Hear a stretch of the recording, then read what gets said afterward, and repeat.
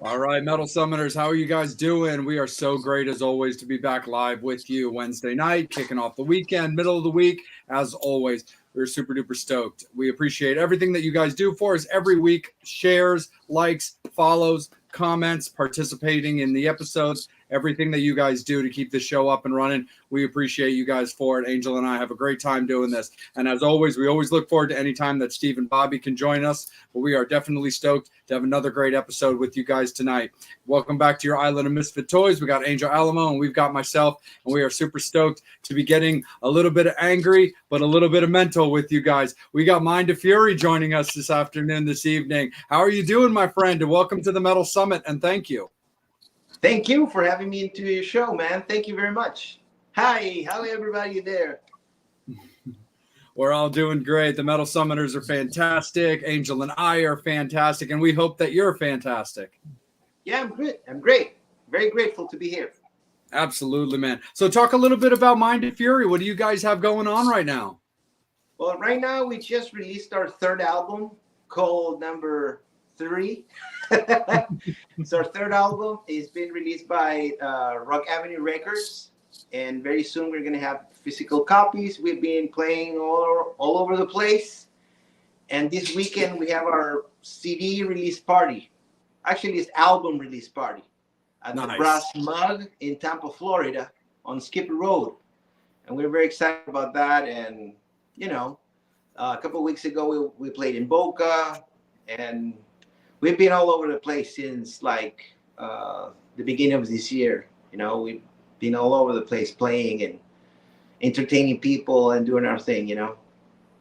Absolutely, 100%. How is it felt getting these, this album out, new songs to your fans, who are used to hearing certain songs when it comes to the set, but it's always great hearing that musician point of view about getting new songs out there for them to enjoy and compare as well. Yeah, actually the album was out on October, but we started playing this new material like in May of this year. So okay. we road test a lot the songs, the new songs, and we know what it's working. And Mind of Fury, we're a band that has been out for some years already. We started in 2017 with our album debut, but our music is very melodic. So even though we play for new audiences all over the place, we've been in Oklahoma a couple times, Oklahoma Festival in Oklahoma. And I don't know, we road test our songs, and we know that we're playing for some new fans all the time, but the response is always positive. People are singing back by the second chorus. So, the only thing I can say is since 2017, we have seen the fan base growing up. Yeah. We've been going back to South Florida, and it's getting bigger and bigger. The same thing in Orlando, Tampa, all over Florida. So, and we started to see that people are already know the older songs, and they're responding very positive about the new ones. So it's been a great journey so far. For sure, 100%, man. When it comes to like, what is it about playing those festivals that you guys really enjoy? Because you get those club gigs where you've got that intimate feel, being really up close with your fans. But then when you also get these festivals, of course, you're also playing with large amounts of your peers, often over a weekend. So talk a little bit about those experiences. Well, when you go to a club or something, it's always like a gamble. You're always like, you go into a new place where you don't know if you're going to draw, if people are going to come. But basically you have to do it even if it's like one person, has to be like it's for a whole arena. Basically the sentiment is the same. But when you're playing a festival, when you go on stage and you look out and there's like, I don't know, thousands of people, the sentiment is different. You're going to the kill immediately. You need to get there and get the acceptance of the audience immediately. So you're going to the punch. You got to conquer these people. and it's always exciting, you know. But the good thing about clubs is afterwards you can go out and meet the fans and talk to them, ask them directly where were the highlights of the songs. Yeah. The show may, share a drink, talk to them. And I think it's different animals, but both of them have like, the learning curve. Yeah. You meet people for the first time. Sometimes you meet people that you already met before. They're becoming more hardcore fans. People coming back, new people that these other people are bringing. When you play a situation where it's like very big, you don't have that kind of feedback. The feedback For is sure. direct. That's awesome. That kind of exchange of an energy is badass. But Absolutely. it has a downside that you don't have like, hey, what do you think about the show? Totally. It's different animals, I think. Absolutely. 100%. And before I kick it over to Angel to have him take it away for a little bit, talk a little bit about yourself. How did you get into music and how did you start playing? Well, that that started in the late 80s when I was like 11. Started playing guitar. I started playing guitar. I got my first acoustic when I turned 11, actually, and never looked back. I just keep on doing it. It's what I like to do. I wanted to be a drummer, but my parents never supported that idea. So, Oh, okay, let me be a guitar player then. Okay. So it was cheaper and more silent than more the drum side. set. Yep. So it's It's been a a little long lighter. ride. Yeah, it's Yeah, lighter, absolutely. even Less though less to carry. I It is my funny, man. Like Angel and I have been doing this for a long time now. And the funny thing is we've had so many guests of the show that either were or interested in being or tried to start out as drummers. yeah, there's something about drums that is exciting. Y- Even Yeah. if you ask a non-musician person when they go to show, oh, the drum solo is always something like, wow. Yeah.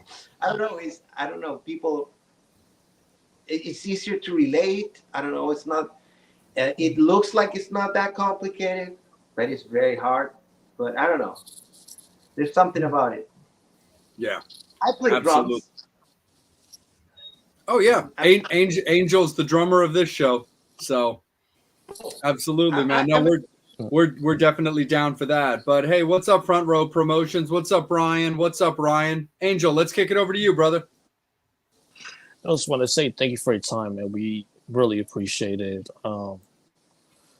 When it comes to making the new record, how long did it take, and were there any major obstacles making the record? um, no, it took a long time though. I started recording the demos by the pandemic, you know, but we basically it was like a month that we were like locked in here in Florida. So around that time, I wrote a song every day or something, and Yeah. then I think that was in May of 2020, and then in June we start having shows again. So we're back on doing shows, like Oh. very often. So in between that, we started recording the drums. Then we're we recorded the bass. I did all the guitars, sing, and then I took the time. I remember by that time I moved. From my older house to this one, and there was like 3 or 5 months that I didn't have a place to work or to mix stuff like that. So probably that was like an obstacle there, And I just finished working on the mixes and mastering like early this year. Yeah. So yeah, it took a long time, but I think it's. I don't know if you guys heard the album, but I'm very pleased with that one. We're very happy with it. How it's doing and everything. The first single The first video has like 100,000 views, a little bit more than that. So we're happy and excited about it. We got signed with Rock Avenue Records. A lot of good stuff happened. We've been playing nonstop. So I don't know. It took a long time, but because the other album, The Fire, was released in 2019. Wow. You know, and the other one was released in 2017. So it was 17. We did 17, 18 with run with that, and we recorded very quickly The Fire, and we released it the 2019. And then we did a lot of gigging between The Fire and this one, and between working and no place to work, you know, no place to mix. So yeah, that was the obstacle basically. Took a long time to have it ready, but I think it was worth it to wait. You know, I'm very satisfied with it, and the guys as well. Where everybody's happy with it. I'm gonna get to a fan question. This was from Brian. If you could bring back a musician from the dead, but you have to sacrifice a modern musician, who do you bring back and who goes down? Who has to answer that? Me? Yep, we answer that too. Yeah. For me, it would be for me. Yeah. Our fans like to get involved in the show by asking questions to the guests. That's it. So in my case, I will bring Dimebag Darrell immediately in a heartbeat. And who I have to send one that it's alive in exchange. Yep. Oh God, that's difficult. Well, Bad Bunny, I will send that guy immediately. I don't even know him. Oh yes, I'm with you on that one. Nice. How about yourself, Angel? I would bring back Jim Morrison in exchange for Adam Levine from Maroon 5. Mm-hmm. You needed 17 producers and 35 songwriters to make one fucking album. Led Zeppelin only needed one producer and a couple songwriters. Right. Bob Rock as a producer and songwriter.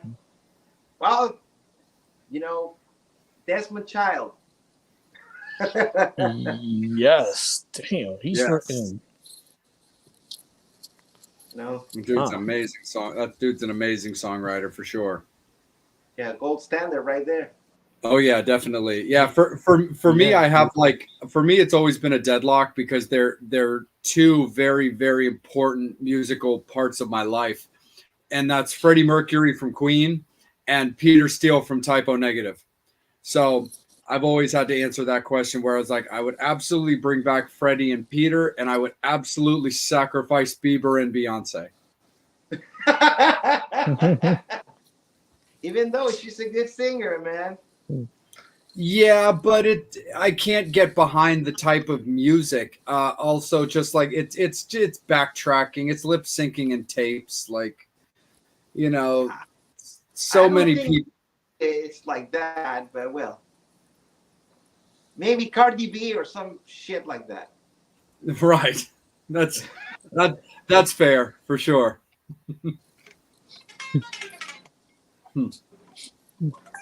Go ahead, Angel. No, so you were talking about Dimebag Darrell. You saying that your musical influences range from Metallica and Pantera, which is an awesome combination when you think about it. What other influences that you have? Like, who was the artist or the album that made you want to pick up an instrument? Oh, wow. Well, you guys got to understand, I'm from Chile, South America. So when I was really young, I mean, I don't know, maybe 3 years old. The Beatles were wow. My dad, of course, was involved with that. The Beatles, Deep Purple, Santana, Eric Clapton. Those were my heroes when I was pre-5 or something, you know. And and then when I want to be a drummer and everything, it never happened. And I keep on. I don't know. This to me at the time, these people were like superhumans, like superheroes. You know, Yes, we can all kids relate were, to that. you know, people my age at the time were reading comic books with the superheroes. I was like having the same feeling, but with musicians. I remember turning on the TV and wow, what is this? It's California Jam 1974 with Deep Purple playing Burn. And Glenn Hughes is singing the chorus. And I'm like, wow, this guy is badass, you know? I'm like blown away. You know, to me, it's like, it's not possible. How can a guy sing like that? Or a band be like this powerful in front of all these people? So it was like a huge impact on myself, you know? And then, of course, when I was a little bit older, bands like Bon Jovi, White Lion, White Snake, you know, Yngwie Malmsteen. I'm like, wow, Metallica, Megadeth, Pantera. I still remember I was in high school and a classmate, hey, have you listened to this? And he puts the earpieces on my ears. And the first thing that comes out of the speaker is Walk, done. And like, I'm like, dude, what is this? Wow. Like the sound of that riff, man, was like out of this world to me at the time. It was like, oh shit, you know? So yeah, my early influences are those, you know. To me, the superheroes of rock and roll, Zach Wild, you know, Yngwie, huge impact as well. Vito Bratta from White Lion, Nuno from Extreme, Marty Friedman from Megadeth, Dave Mustaine, you know, rhythm guitar player and everything. James Hetfield, the same thing. The Power, and on singers, Jolene Turner, Glenn Hughes, David Coverdale, the guy from Journey, Steve Perry. It's many people, you know. It's exciting. I still get, you know, wow. You know, so that's I'm how. gonna. No, go ahead. Sorry. I'm gonna do. I'm gonna ask another question, then just do another fan question. You can talk about "Screaming in Silence," the first single of the record, which is, how can I describe it? Um, Not to offend anybody, but it's the first record this year that really kicks my ass when I hear it. I feel like I got my ass kicked. It's just that how heavy it is. So I wonder if you can talk about the song and the video as well.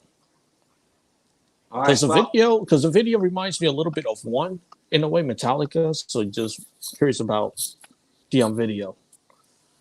Yeah, the song actually, it's about, well, the connection with One probably is the theme of the song, because in the case of Metallica song, it's about the soldier that goes to war and comes back, that it's dead or something. Doesn't have any arms or legs, or can't see or talk. Screaming in Silence it's not about that. It's about, you know, imagining that you're a soldier. You got to go to war every day, and you don't know if you're going to come back, and you're afraid you're going to die, and you can't show that you're scared, so you're screaming in silence, basically.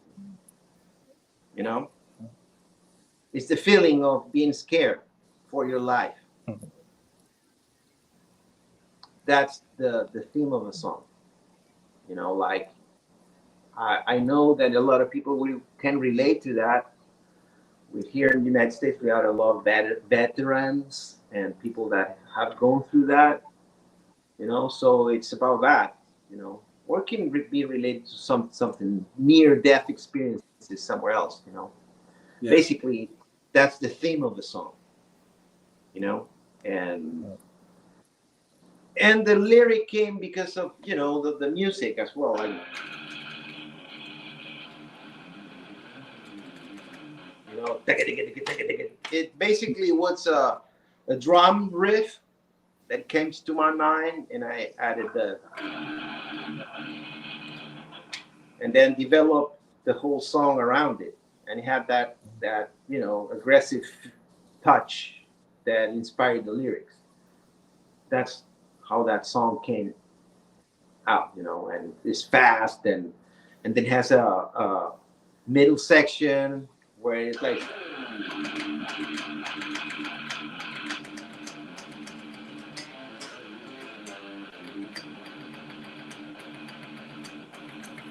before the solo, where it comes down a little bit, and then the solo comes in and it's fast again, and it has like that. The dynamic of the song is like that, you know. But basically, the theme is that somebody that is afraid to die and cannot show that it's scared. It can't show that it's a coward. Can show that it is, you know, about to cry. You know, it's about that. It's very deep, probably. You know, but it's real. Some people have go through that. So that's the theme, and that's why the video had that war imagery or people screaming. There are two versions though. There's one that has like a Second World War, you know, archives, imagery and stuff like that, and then the other version is the one with AI. You know, artificial intelligence. Henry, our drummer, did some art stuff that was kind of related to the whole lyric, you know.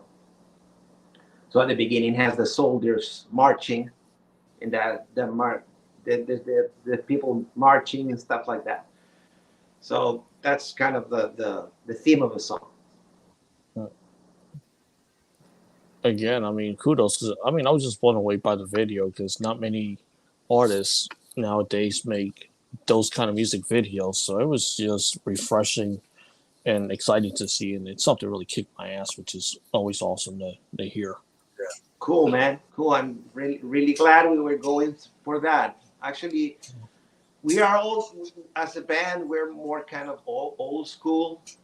You know, we like to be real, to be more like, if you're gonna see a live show from us, you will see the wall of amps and all that kind of stuff. You know, we're modern but old school. I don't know. We're going. I don't know. When I write music, I'm going for that feeling that I was telling you guys.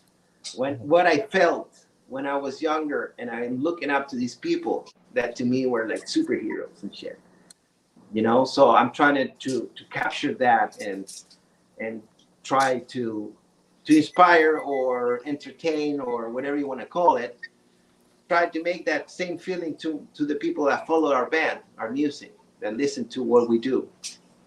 When I write songs, it's like this is what I would like to hear on the radio. You know? Yeah.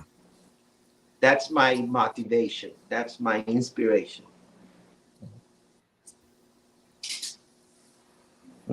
What do you like the most about being a musician? That it's, I don't know, it's like the feeling of trying to be better. The feeling of when you play your music, people are like grateful to hear it. There's so much energy exchanged, you know. Yeah. You play and they're all reacting back, and you see them happy, and you see them that they're inspired, and all that's the, you know, that exchange of energy, that exchange of happiness, that exchange of love. The other thing is that it's, to me, it's something that it moves me. I keep it practicing or writing music or playing, or it doesn't feel like it's work. Basically, I like to do this.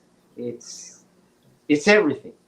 Even though if you got to do a gig and travel 4 hours just to play in front of, I don't know, 100 people, and then come back another 4 hours, it doesn't matter. To me, it's worth it. It's worth it to do that. It makes me happy, you know. It's everything, basically. I'm going to hit you with a impossible question to answer, but it's a fan question. All right. Your favorite Beatle, and what's your favorite Beatle song? Wow. When I was younger, my favorite Beatle was Ringo. When I started playing music, Paul McCartney is my favorite Beatle. Cool. You know? And basically, the Beatles songs that I like the most are the ones that he sang. You know, The Long Winding Road. I think Help. Oh, no, that's not. Get Back.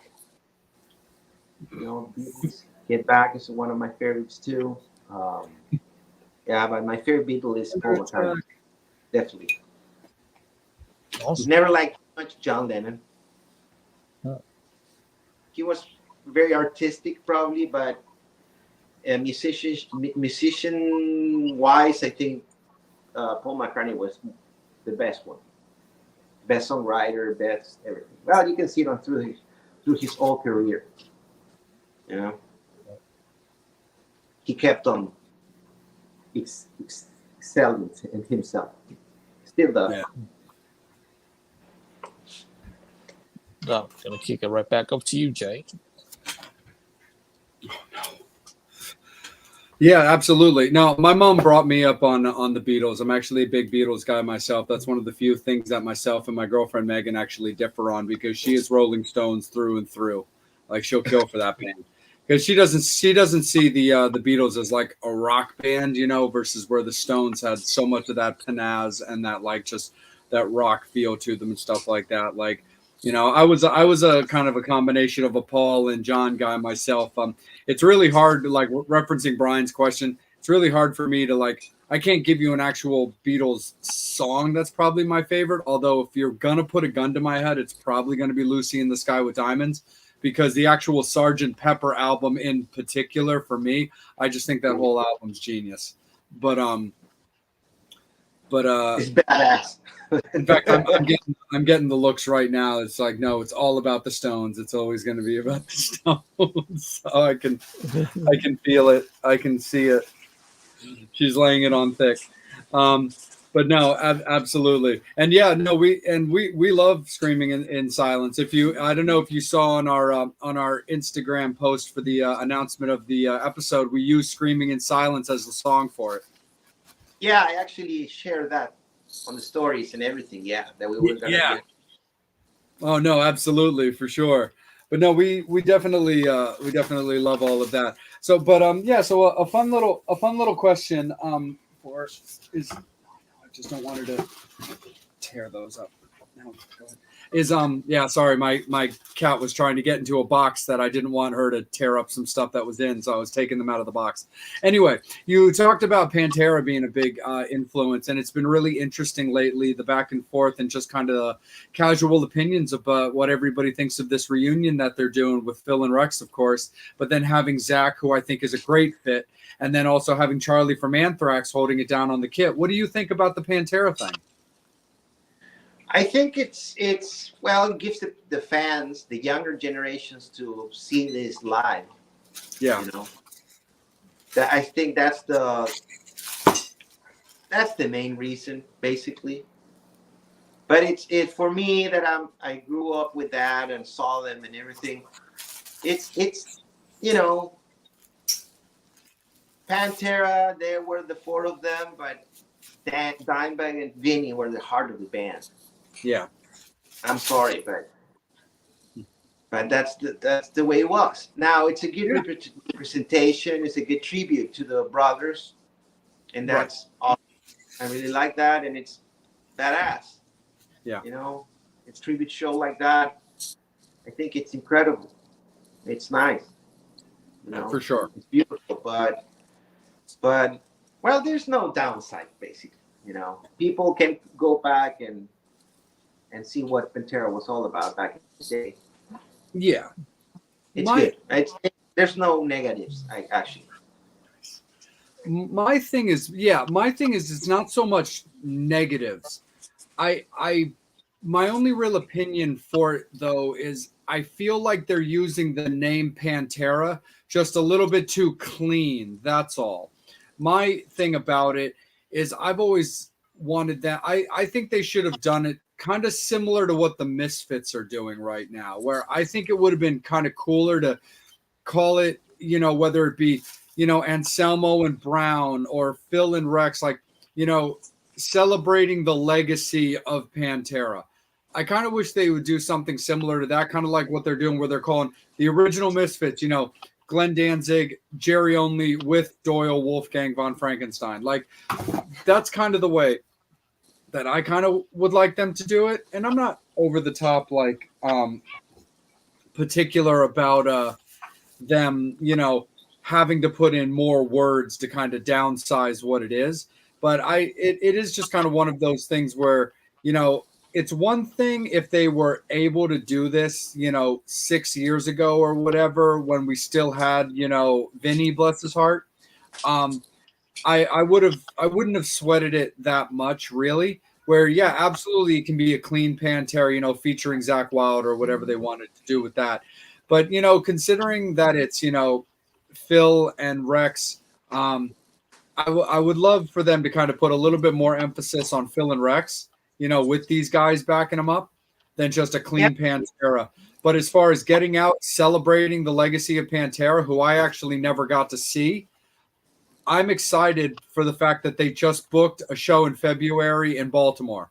So I'm looking forward to getting to see the show regardless. So I definitely am with you with when it comes to the no downside.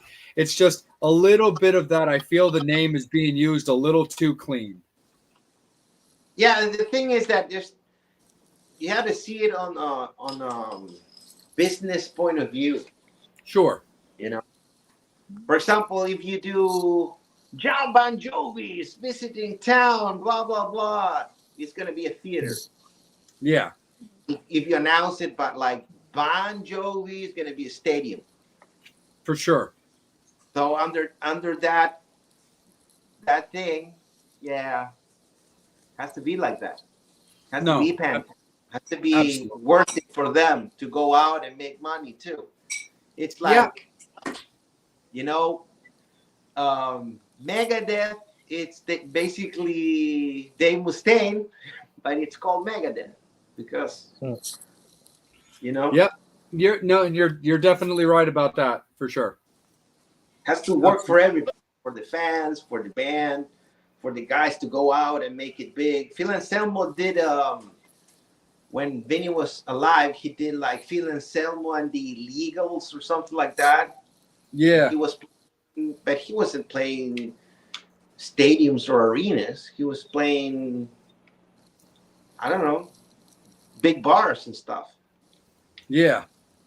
No, for sure. You're definitely right about that, because the name use and what you choose to use for the tour definitely is going to dictate the arena, the building that you play in. It's like Lynyrd Skynyrd. The last guy died, but the band's still Lynyrd Skynyrd. You know, it has to have that branding. Yeah. No, that's definitely true for sure. So how's the rest of 2023 shaping up for you, man? And what can you tell us about going into 2024? Well, so far so good. We've been growing as a band. We've been playing in front of bigger crowds is getting bigger and bigger and better, and we're growing as a business as well. And 2024 looks very promising. We have a lot of stuff that we can't say yet, but Sure. it's happening, so we're very excited about that. So I will ask you to stay tuned with that, to the fans and everybody that follows the show. Amazing show. Yeah. I think next year is going to be a great year for us and everybody. Awesome, man. Definitely. Let's talk a little bit of gear, man, because I asked you about it off the air. So let's talk about it on the episode, man. Let's tell us a little bit about. Let's do a rig rundown. Tell us about your guitar because it's your custom model, yeah. Yes, this is a DC custom guitar. You can find the guitars actually on www.dccustomguitars.com.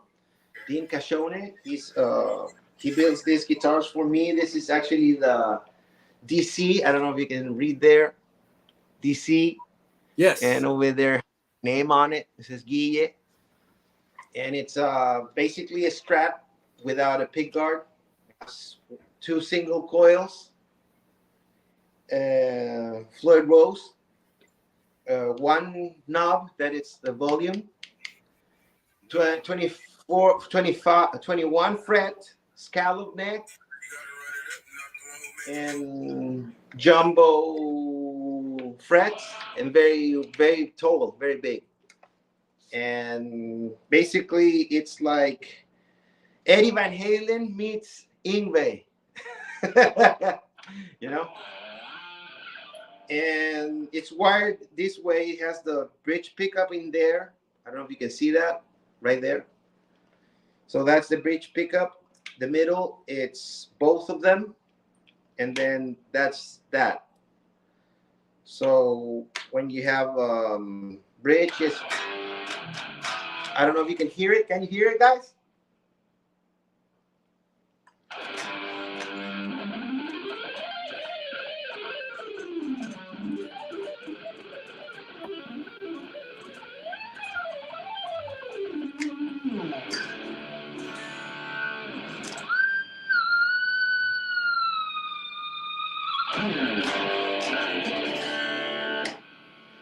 And that is that. Nice. Woo! We'll cut the check for you off the air. What was that? I said we'll cut the check to you off the air. Oh. No, that's awesome, man, for sure. When it came to getting into how you wanted your guitars designed, did you take into account like your influences as well as the sound that you like currently for Mind of Fury, or where you'd like the sound to go? Or do you go mostly based around like feel? Well, basically, I always liked the Strat. I always played the Fender Strat. At the beginning, I had one with humbucker, but then I got another one that didn't have humbucker, had a single coil, and I really liked that better than the humbucker. So as soon as I got that one, I get rid of the humbucker and I put a single coil. So that's basically my sound. My sound is a Strat. Well, it's me. You know, my sound, it's me. But I like the instrument like a Strat. I never used the middle pickup, so that's why when I had the chance to design my own, basically I grabbed a Strat, took off the pick guard, took off the middle pickup out, the 5-way switch, I did a 3-way switch and took all the volume knobs out. Actually simplified the guitar. Always like the 21 fret, better than the 22. Mm-hmm. And I scalloped my first guitar, and I really liked it. I really liked the grip that you get to the strings. So that's how the signature model came out. Before I used standard tremolos, but I wanted something that was reliable in tuning.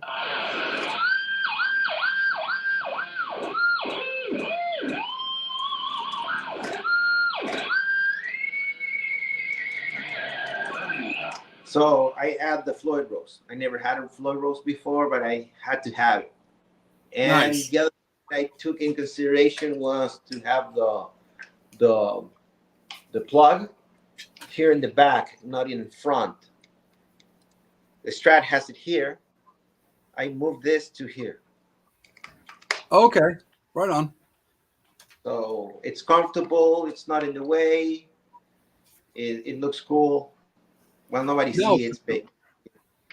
No, that's cool, man. I was actually going to ask you. You kind of answered the question already, but yeah, I was going to ask you if you've done much when it comes to a Floyd Rose bridge. Oh well, this one is a Floyd Rose original.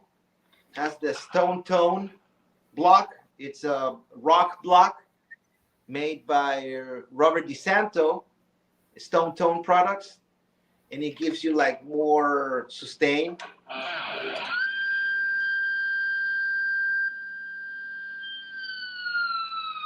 You know, it's eternal. The sound is eternal, and I added Tone Vice does this. It's you can go from tuning the standard. This one is tuned on D, so it's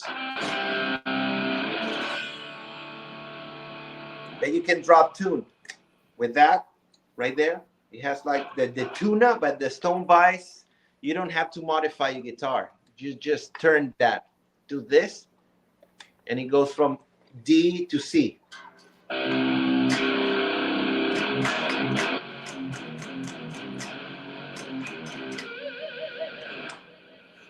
And it has like a stopper here that Tone Vice does as well. So you can be on tune when you're dropped with the Floyd Rose. Yeah. And then go back. Very.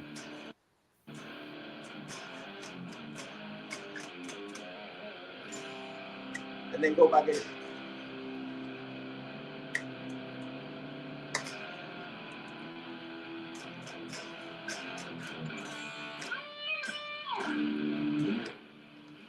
So I can do that, you know, go back and forth with, play songs on D and then go on C, heavier. We have some other songs that we play on E flat and then drop C sharp. So that was what I was looking for with this guitar.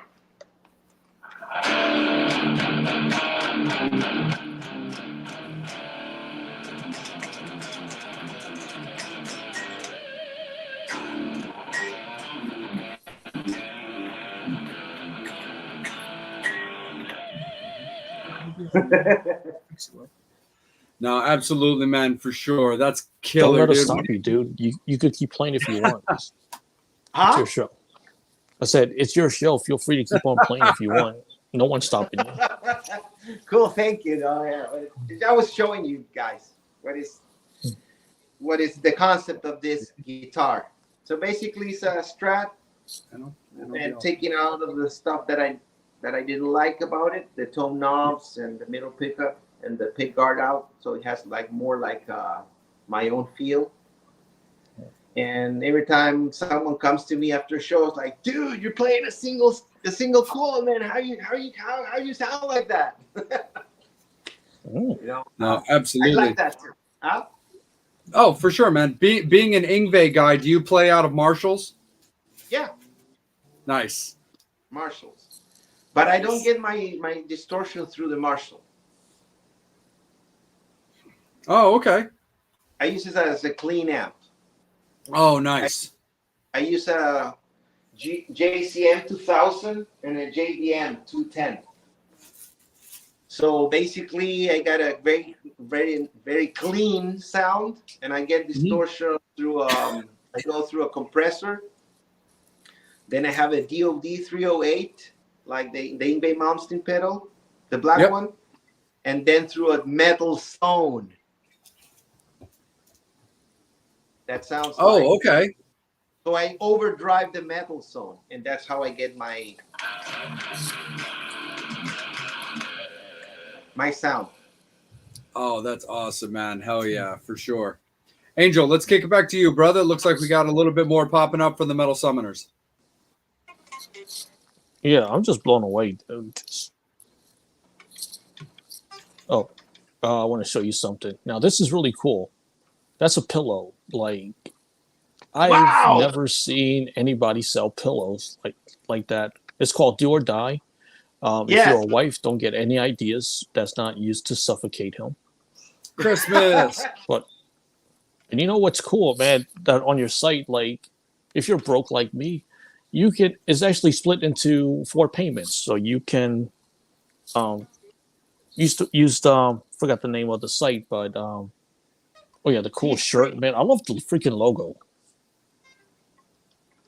Yeah, that's our drummer, Henry. He's in charge of everything related to digital designs for the band. He did the logo. He does the artwork of the band. He's the man, the responsible behind all that cool shit that you see there in teespring.com.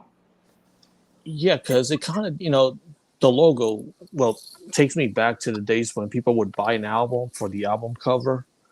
It just has that feel to it. Yeah. And if you're like me, hey, bottoms up. Shot glasses.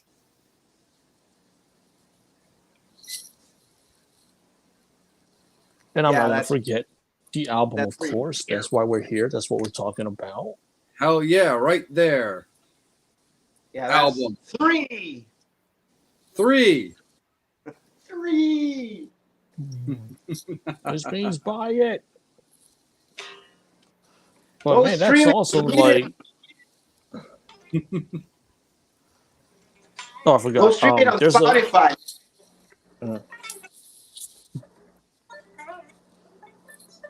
So will people be able to buy the physical copies of the album on the site? So when it's going to be out? That's what you mean? Very soon. Yeah, because I mean, for people who are old-fashioned like me that love to buy the CDs. Yeah, we're going to have that very soon. The label is working really hard to have it done soon. So probably next month is going to be out, the physical copy. So meanwhile, you can start, revving your engines on Spotify or whatever platform you like to listen to your music, add it to your playlist, and let us know on our social media which one is your favorite tune from any of our albums. We have 3 albums out now. It's Do or Die, the first one, The Fire is the second one, and this one. 3. The third album, 3 guys in the band. Yep. 1, 2, 3. There you go. 3. Like the faces like the faces on your screen right now. Exactly. Yeah, good. That's a good point. And there's 3 members of the band. Exactly. Yeah. And there's 3 members of the band. 3 members of the band. And guess what? I would like to say hello to my buddies. Mickey on bass, guitar, and Henry Moran on the drums. Henry, you kick ass on drums, dude. Yeah, seriously. Badass. Yeah. Badass. And the funk bass. Well, the funny thing is, this could be like the Mach 2 version of like Mind of Fury, because the funny thing is like, Mickey and Henry aren't on with us tonight, but you're the guitar player. Angel plays drums. I play bass. So you still have like a lineup of the band. Yeah. And you know what? Speaking of 3, there's one other thing I want to mention about 3. They do have the T-shirt in 3X. Oh yeah. Yep, 3X, 4X, 5X. For those macho metalheads. Yeah. Yeah. We have we have the coffee mug for everybody. Actually, I don't know if they're still available. We used to have some handbags and T-shirts for the ladies as well, stickers, and we have the leggings for the ladies with a logo and Do or Die. Really? I gotta find that. We have hoodies. And men's shorts too. Yes. You can get the hoodies. You can get the the shorts. But You don't have to pay for it. The big question, though, Angel, is it because we know that you're the ladies' man of this show. Do they have thongs? They don't, but I'm happy with the leggings. I gotta find those leggings. Yeah, they have women's athletics. We're trying to promote you, dude, and we're trying to sell merch as well because we know merch is very important. It's the holiday season, and the good thing is you don't have to pay for it right away. It's split into 4 payments. That's pretty cool. It has that ability to do that, and there's a high variety of stuff.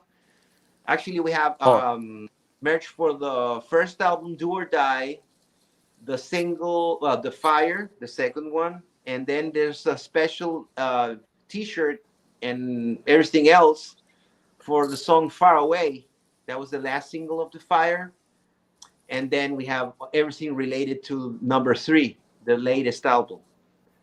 So it's a lot of stuff where you guys can choose for you guys, for your lady, for your kids, whatever, for everybody. So I got a question. Will you be doing leggings for the new album? Oh yeah. Actually, after we end this interview, I'm talking to Henry to add more designs. Right, Henry, dude, you got to get more leggings because it looks pretty awesome. Yeah. And they have them extra small, medium, large, extra large. Yeah, for everybody. Yeah, something for everybody.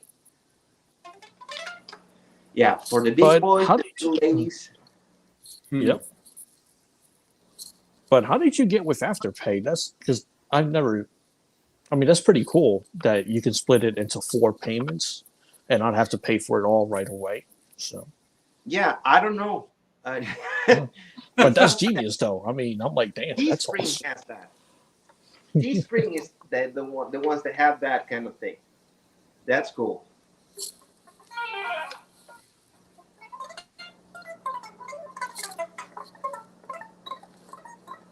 Oh yeah, fan questions. Sorry about that. Are you afraid of AI taking over music and art? No. You know why? Because music, or at least the music. What is about music that you like? Yeah, you like the songs, but you relate to people. Mm-hmm. That's why Iron Maiden is Iron Maiden with Bruce Dickinson, and it's not successful with Blaze Bayley. Bruce got out of the band, and the band, keep on going, but basically, dude, we had to bring Bruce back. Even though Blaze Bayley, you can hear his solo record, and it's amazing. And it's the same thing with Judas Priest. So really, are you going to follow something that is not real, that you cannot relate to? Really? No. Go ask the Gorillaz. You remember that band? They were cartoons or something? Oh, the Gorillaz, yeah. I don't know. I don't think it's going to work.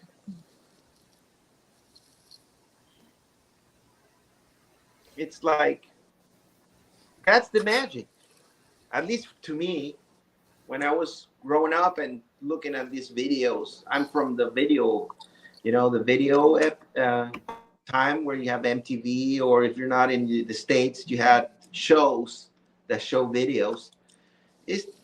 You relate to people. People like people. People follow people.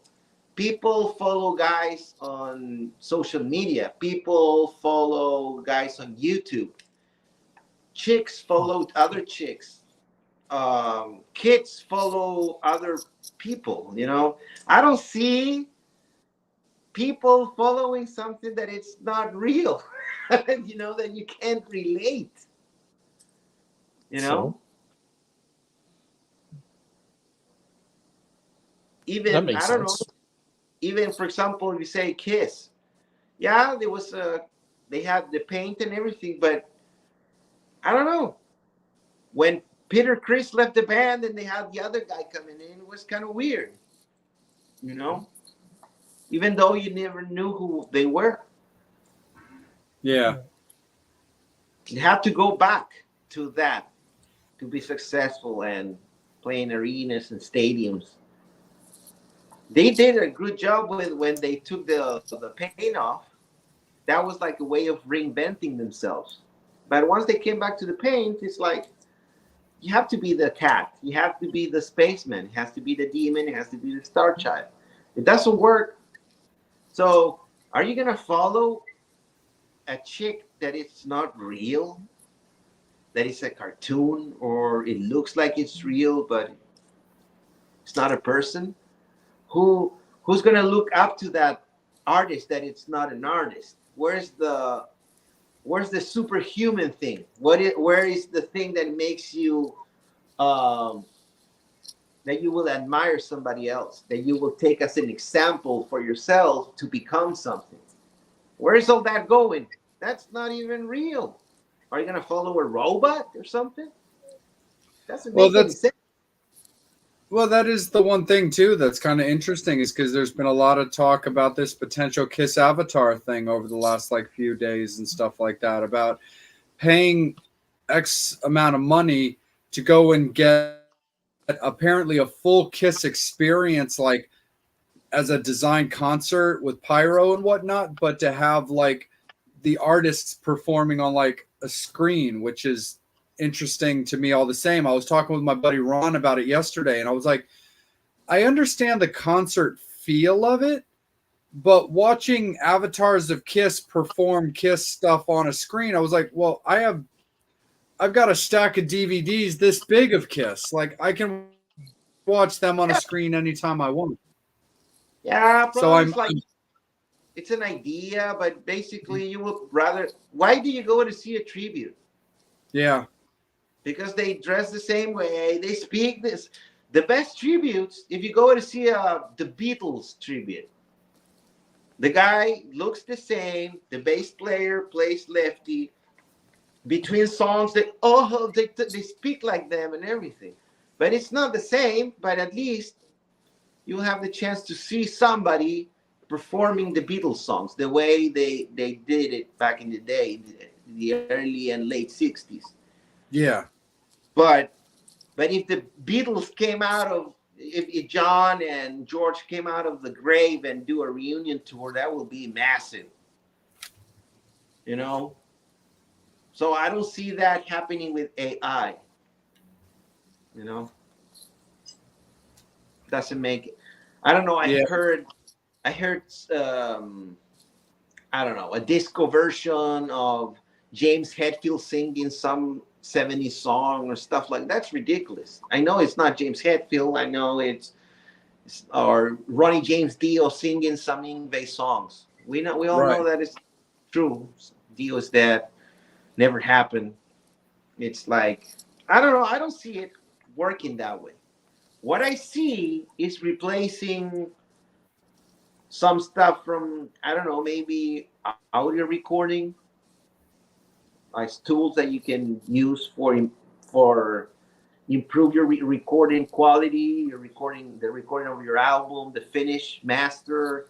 I see that used when you do a live video, you know, a concept video. You can use that as a cartoon or something, or you can put yourself into a scenario that it's not real, you know, more easily than before. I see that, or people, I don't know, people doing the Bitcoin thing and automatic, making some money or something like that. I see that as a tool, but I don't see that as actual replacement for people. You know what I'm saying? Yeah. Now, what's scary is when you, I don't know what I write this song about, so I'm going to use AI. And that's total dishonesty, you know.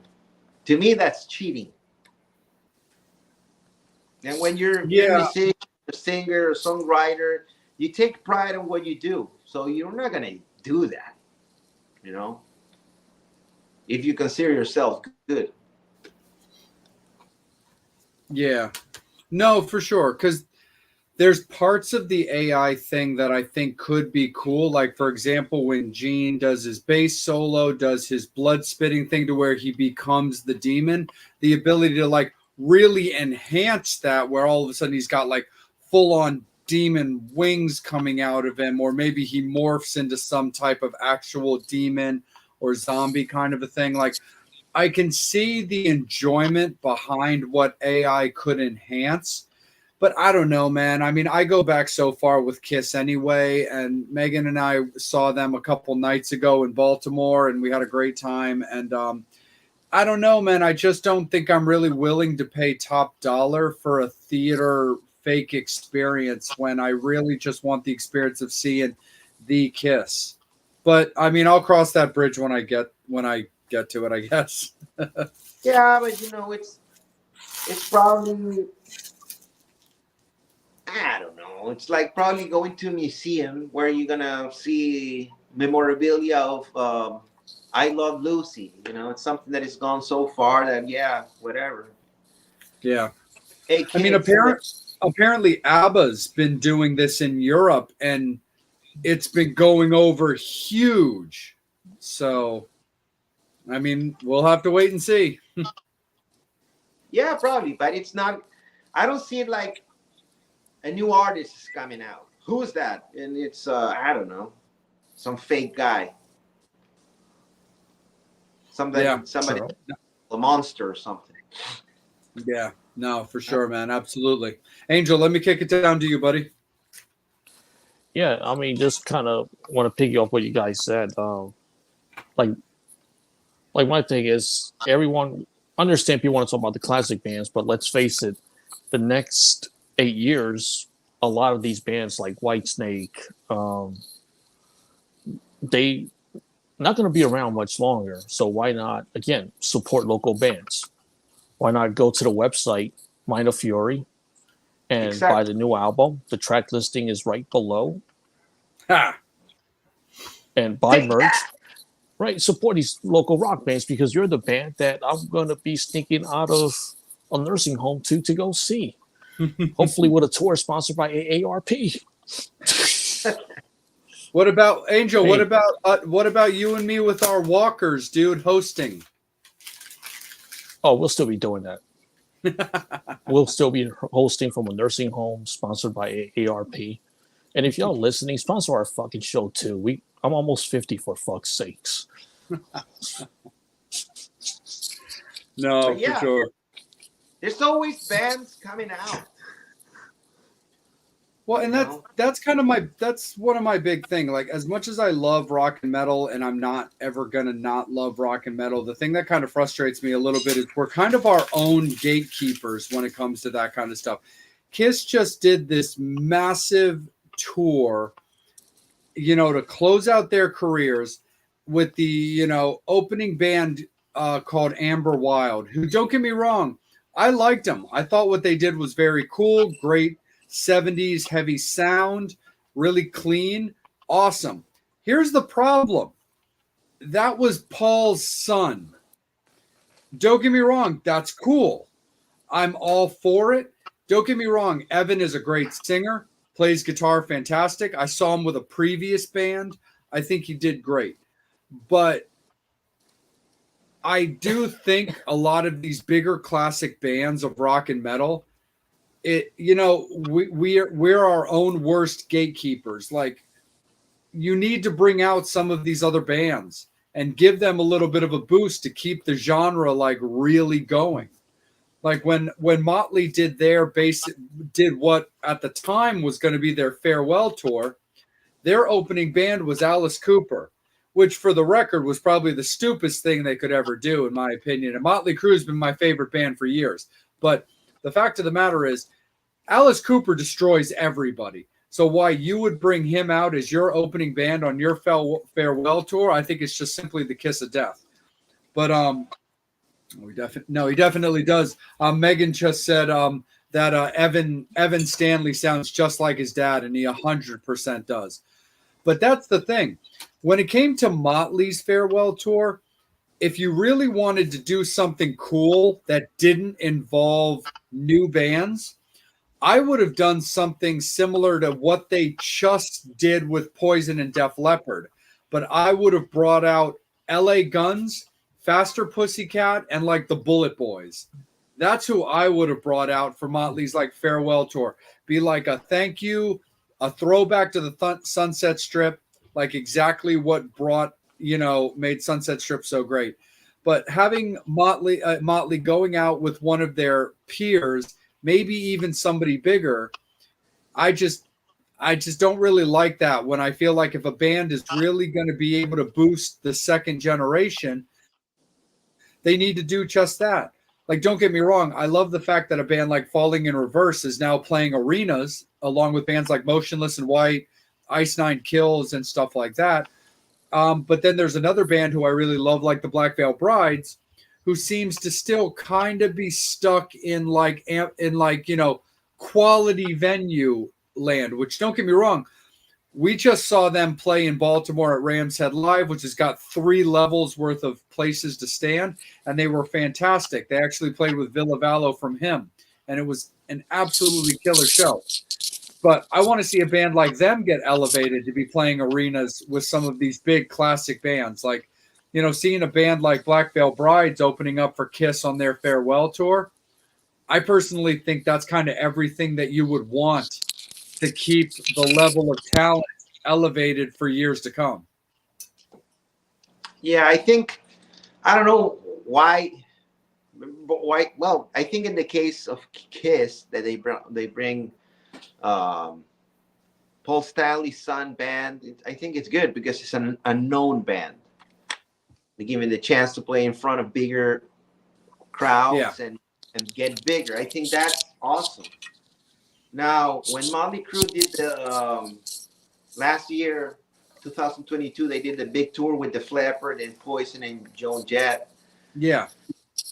That was, all those artists worked together to sell tickets for a stadium tour. Sure. But it's not like, okay, Motley Crue is going out on tours or they're bringing brand new bands so they can show to the world this brand new music or brand new attitude, not even style of music. But no, it's all about the business too. It has to be. Right. Yeah, because you got to make money. You got to sell, you got to sell pillows. You got to sell T-shirts. The problem is that newer bands don't have the chance to do that. Like back in the day. Right. Back in the day, a big label was, okay, we're going to record your first album. We're going to put you on tour with these people, blah, blah, blah.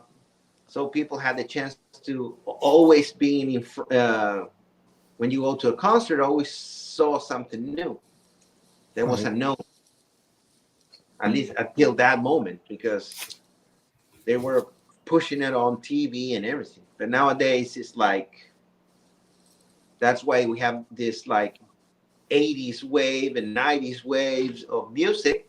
Nothing new is coming out like in mainstream. I mean, there's a lot of new bands that are coming. They have amazing songs, amazing albums. They're like very underground. When we don't have the chance to know about them because they don't have the means to pay for a tour, to say, okay, we have $100,000 to go do 30 dates with Megadeth or Metallica or Motley Crue or whatever. It's kind of like, it's very difficult. Yeah. No, I definitely get you on that. Before I kick it back to Angel, I got a question for you. Like, being that you're from Chile, I've always noticed that like a band like Iron Maiden in particular always seems to have a huge like following when it comes to those like southern countries and stuff like that. Do you have like experience with like Iron Maiden, either in your country or outside of it? Well, my country, Iron Maiden is one of the biggest metal bands. Metal is big in South America. Yeah. In Chile, it's big. So, for example, if you want to see a Maiden show, probably it's going to be not in the stadium. It's going to be where where the horses do the races. Oh, sure. You know, there's not wow. bigger than a stadium. Yeah.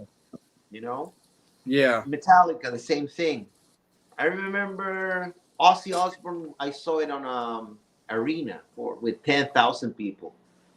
Pantera did a festival on stadium one day. The next day they played an arena.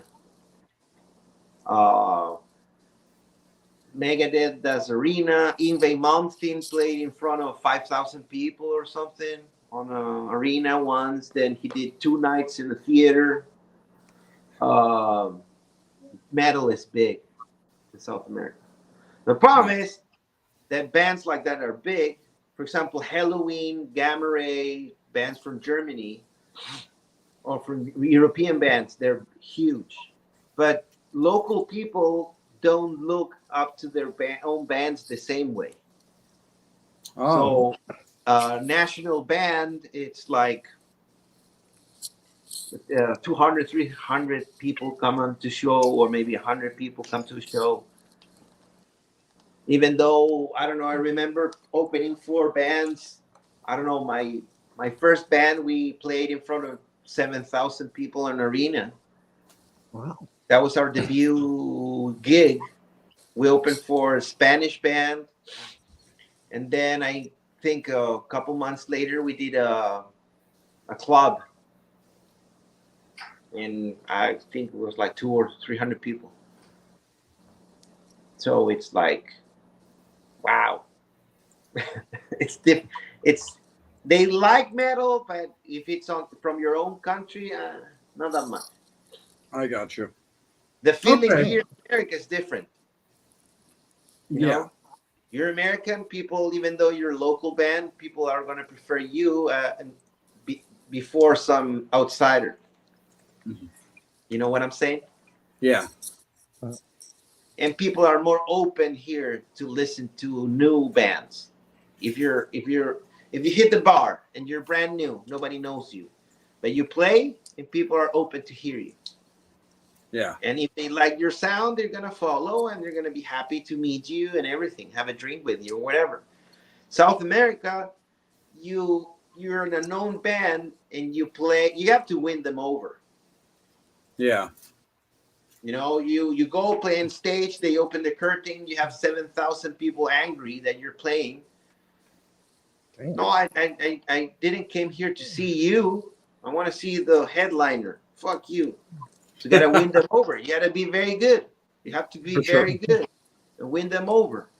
If you didn't do that by the 3rd song, you're dead. Yeah. Here, people are more open. They're open-minded. Oh, let's see the kids. We paid a ticket. It's entertainment. Let's see what's all this about. You know, even for example, I remember went to House of Blues and I saw Striper, and the opening band was a guy playing acoustic guitar. It has nothing to do with metal, nothing to do with melodic rock, but people were happy to see him perform. Very respectful, you know. I remember the first show Maiden did in my country.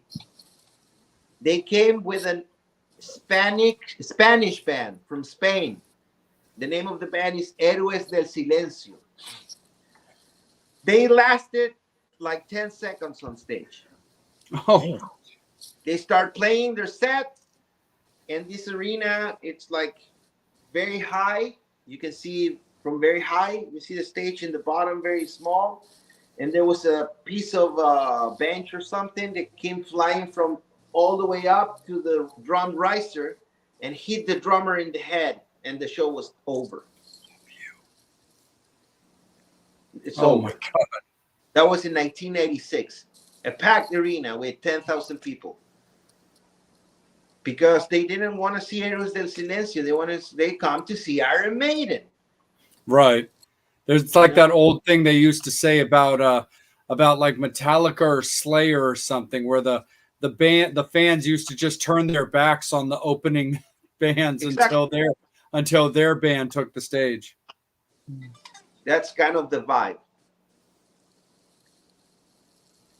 Well, at least back in the day. I think now probably it's different, but Yeah, this is, 10 years hold ago. on 1 second. Yeah. No, for sure, man. Absolutely. So Angel, let's kick it back up to you, my friend. Fans, just so you guys do know, it is last call for alcohol. Anything final that you want to ask Ia about when it comes to everything going on with Mind of Fury, touring, or any kind of fun questions, comments, or just anything you'd like to address? Now's the time to do it because we don't want to chew up too much of his evening. We've had a blast, and we do have him for a few more minutes, but we just want to make sure that we're respectful of his time. So it is last call for alcohol, fans. Make sure you get any questions, comments into the section now so Angel can address it and we can make sure that Guy answers it for you. So Angel, take it away, my friend. Man, I lost track of time. I mean, we were on like 5 minutes ago. It's been an hour and 15 minutes already.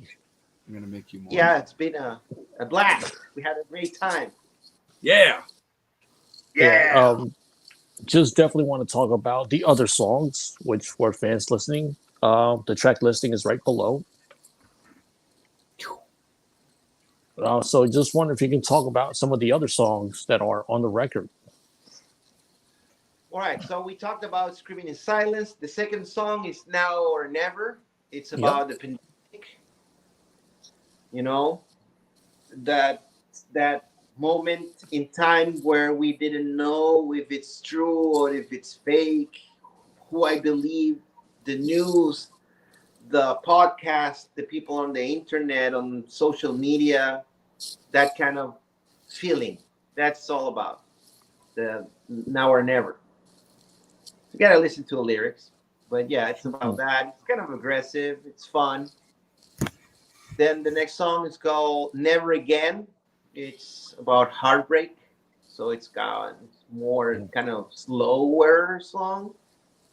Oh, Invite you like to a ballad? Huh? Like a power ballad, or No, but like imagine some the vibe of a Queensryche song. oh, cool. Oh, You know, like, oh baby, believe it, my heart will never need your. I always remember my screams are lost in whispers. That's the chorus of that one. Damn, dude, I was enjoying that. Go and listen to the album. It's gonna be better. You know? Then we have, I think after that one is Freedom Reign. You know, it's about being free to say what you want to say and be heard, and everybody's entitled to their opinions and stuff like that. Then after that one is Wake Up Your Life, more like 80s song, you know, like.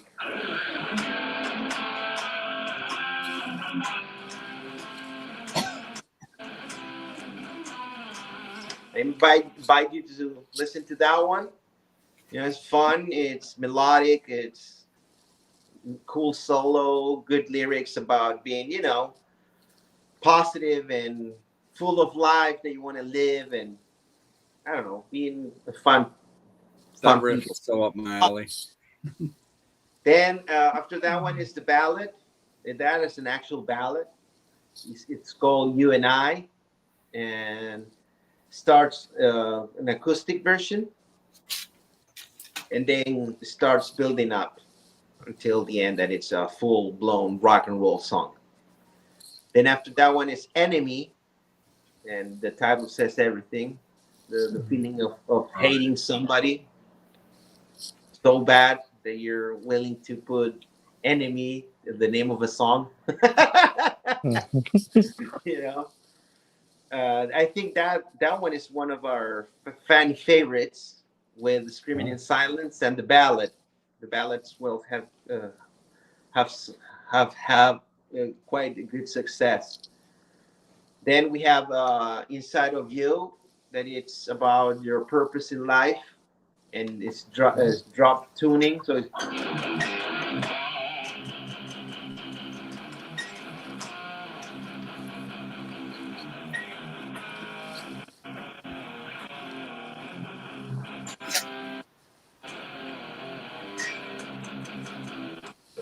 heavy, mid-tempo, you know, strong, and it's about the feeling of you know what what you came to do here on planet Earth and follow that purpose and put it on service to the world.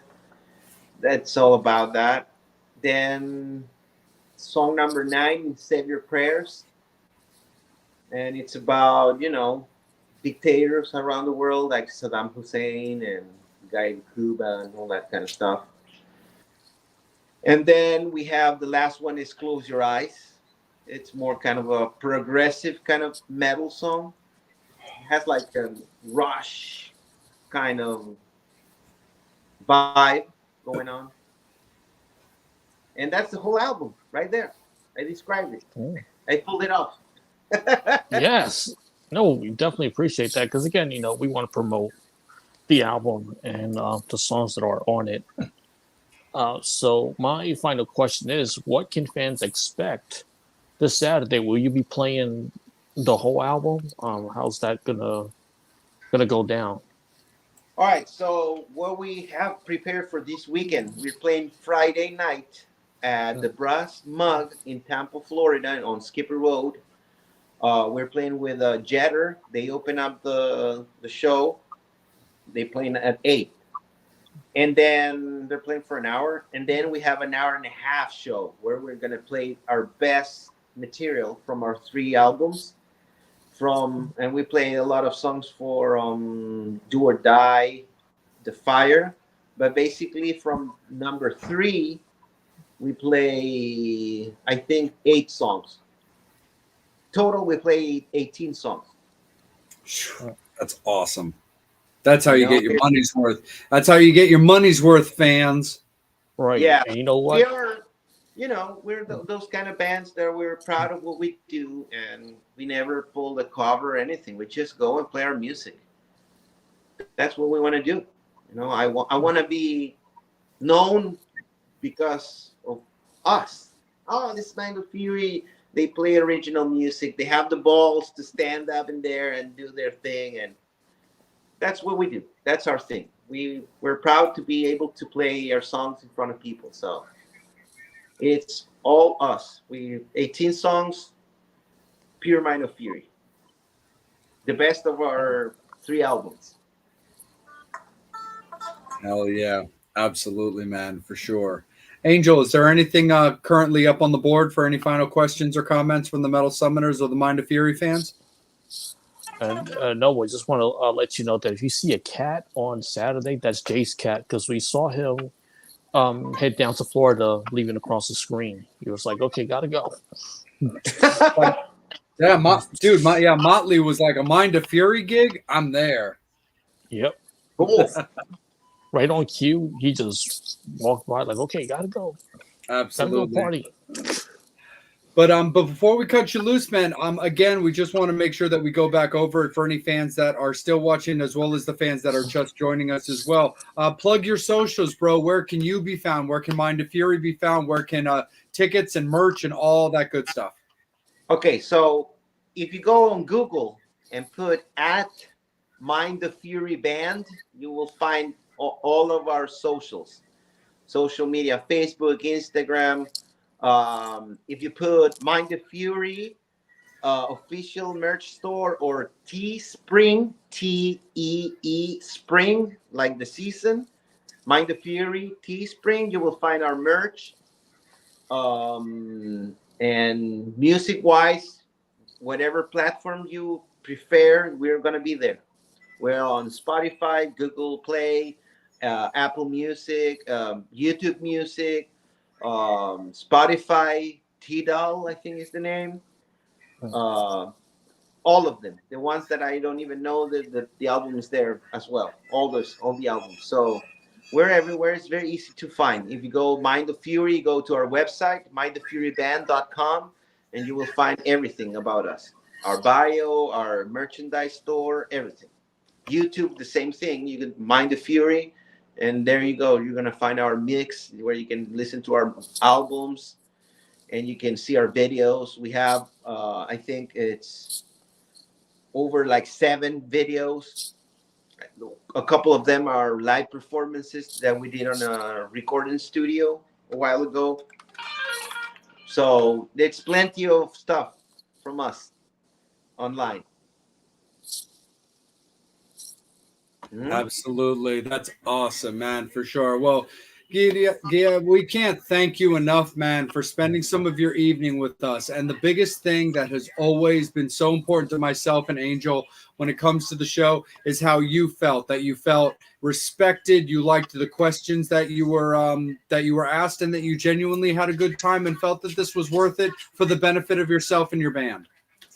Of course, it was great. Thank you very much. As I told you guys from the beginning, thank you very much for having me on your show. I feel honored, and it was a total blast. I don't know. We spent like an hour and a half talking. Yeah. A lot of stuff and exchanging opinions, talking about guitars and gear. So you can imagine. And merch. Yep. You know, We talk about merch too. For exposing our merch and showing what we have to offer to everybody. So thank you. And thank you, Rock Avenue Records, as well. Absolutely, no problem. Absolutely, yes, Rock Avenue Records. Rock Avenue Records for sure, definitely. Yeah, Rock thanks Avenue for making Records. this interview happen. Yeah. Yes, absolutely. Yes, absolutely, for sure. So, Metal Summoners, thank you guys so much, Metal Summoners. Like I said, Angel and I are very, very fortunate to be able to come at you guys every week, you know, allowing to have guests that are going to shred right here for you and all that great stuff. So we look forward to being right back at you. We got a couple of cool things to announce for you guys. First and foremost, next week is going to be a double episode week for you guys. We're going to have a Tuesday show and we're going to have a Wednesday show for you guys. So stay tuned for over the weekend for the guest announcements for next week's episodes. We're very excited to let you guys know who we've got coming at you next week. So there will be a Tuesday episode and a Wednesday episode. But also for Metal Summoners and for Mind of Fury fans that were watching tonight, you guys get this announcement right now, and I will post an official announcement on our socials tomorrow. But a very, very cool thing, if you guys were watching, are familiar with us and were paying attention to our socials last year, is that the Metal Summit was invited to participate in a wrestling event called Fan Jam through MCW, Maryland Championship Wrestling, last year. We have been invited back. They just announced today that they are bringing in the first two big names for wrestling fans that are going to be there is Matt Riddle and Dolph Ziggler, both formerly of the WWE, are both going to be guests at Fan Jam on February 4th. That's a Sunday, February 4th, MCW Fan Jam. But anyway, the Metal Summit has been invited back as a vendor. We're very, very excited to do it. Myself and Megan held it down for the Metal Summit last year. And of course, you know, Angel is going to do what he can to join us as well. And of course, any member of the Metal Summit is absolutely welcome to participate as well. But no matter what, myself and Megan will be there holding it down. But Angel's aware of the event, and he is going to be looking forward to doing everything that he can to join us as well. So you guys are going to be able to rock out with him at the MCW Fan Jam as well. So you guys get to hear it first before I put out my official announcement through our socials tomorrow. But we are very, very honored that Dennis was very, very stoked to have us back.